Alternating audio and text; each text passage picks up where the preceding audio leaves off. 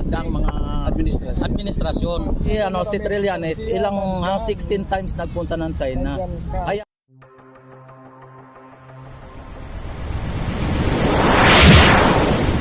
Trupang Hilonggo. Please subscribe Subscribe and like. and share. Bilang ito, idol, papayag ko ba na ibigay na sa China ang West Philippine Sea at hindi na ipaglaban para walang gulo?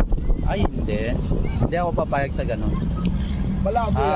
At malabo yan dahil po sa noon pa man ay talagang soberanya na po ng Pilipinas yan. At kaya nga ipinaglalaban po ng ating mga ng gobyerno dahil po sa nasa atin po yan, kahit nasa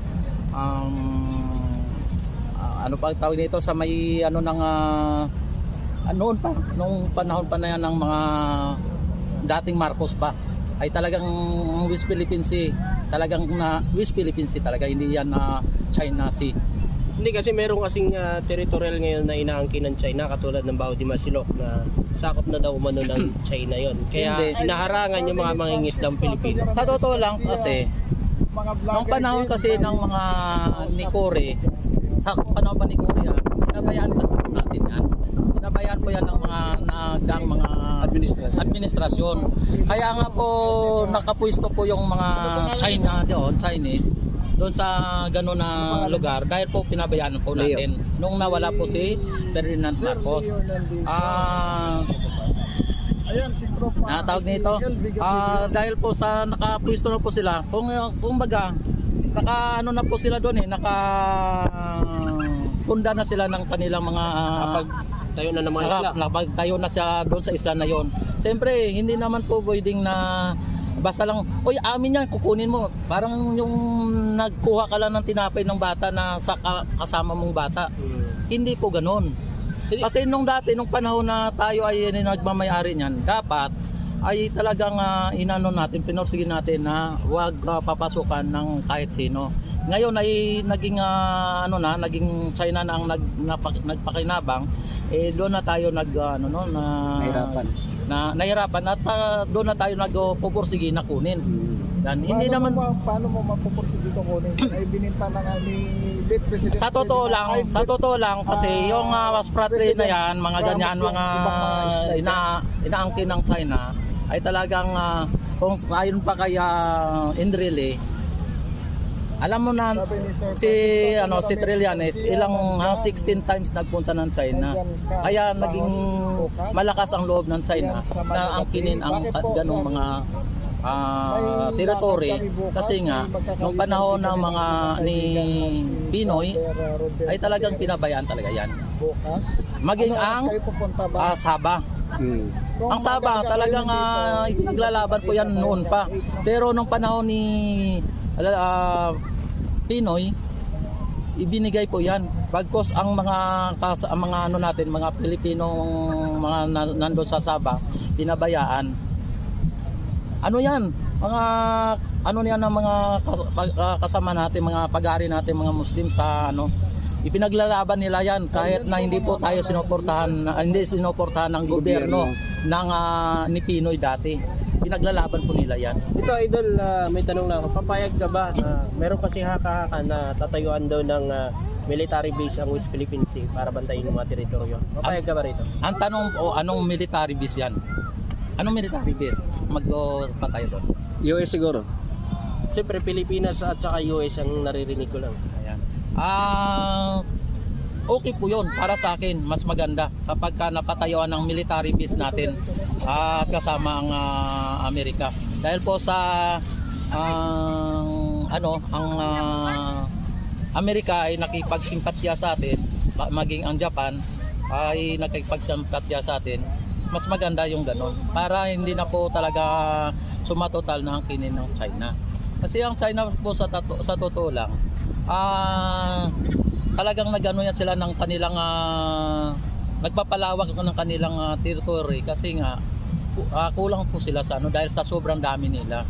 At para sa akin, yung panggigipit nila sa mga kababayan natin, mga Coast Guard sa West Philippine Sea, bluff lang nila yun kapag inano ng mga Coast Guard natin, linabanan, atras naman yan sa para lang sa akin ano. Example lang ha. Kapag nandyan po ang mga tropa ng US nakasama ng mga military natin, mga Coast Guard, bakit nagkandalayuan po yung mga Chinese vessel? Ibig sabihin, alam kasi ng mga Chinese na lalaban po pagka ganun. Kaya ayaw na po nila ng mangyari ng ganun. Takot din po sila. Isa pa, Taiwan, ang liit ng bansa. Noon pa ay talagang probinsya ng China yan. Bakit hindi nila kayang kunin? Kung talagang sila po ay powerful. Ang totoo lang po talaga, yung mga ballistic missiles nila, hindi naman po talaga pumuputok eh. Baka paputukin sa iyo Oo. sa iyo, mga gulat ka. Talagang mayroon silang Huwag mo i-underestimate. sa totoo lang para sa akin may nabalitaan ako at kahit sa TikTok, piki pala daw yung ballistic missiles nila. Kaya na-discover po yan. I-research nyo po yan. Pang front lang pala yun. Pang-prod na nila yon para pang-bluff lang nila. Matakot yung mga nasa paligid. Pero napansin ninyo kapag may lalaban ng bansa katulad ng Vietnam, ng Taiwan, ng yung mga nasa paligid, Indonesia kita nyo umaatras. Sinunog nga ng Malaysia yung nila yung ilang diesel nila may ginawa ba sila? May nagawa ba sila? Di ba? Wala.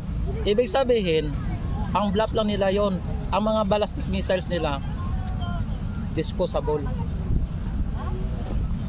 Mga jet fighter kanila Hindi iba nagkandahulog sa Di tsaka may nabalitaan din ako doon na isinauli at ang binili nila na sa China. Kasi nga po, yun nga napag-alaman na may yung hindi basta sumasabog, hindi basta pumuputok.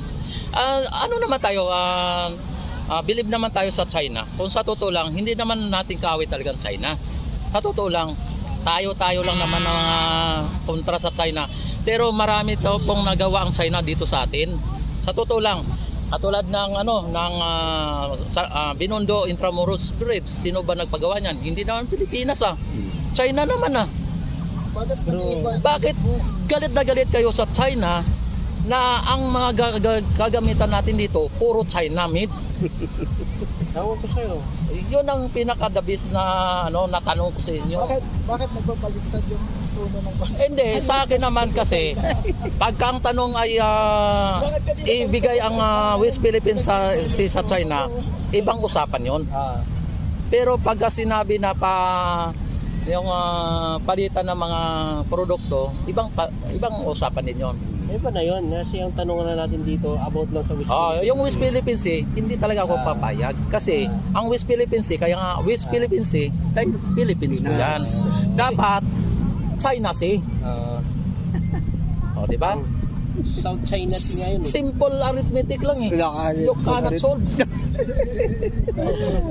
Diba? Ayan. Shoutout mo na lang yung channel mo. Yan. Shout out na lang dyan sa lahat ng mga viewers Pwede nyo akong i-bash, pwede nyo hindi. Pero i-subscribe nyo aking YouTube channel, Rex TV Adventure. Talagang kung may mga katanungan kayo at Puntahan nyo lang sa Manila Bay. puntahan nyo lang dito sa aking YouTube channel. Talagang makipagdebate, yan. Kung gusto nyo makipagdebate, andito po ang ating expert, mga OFW.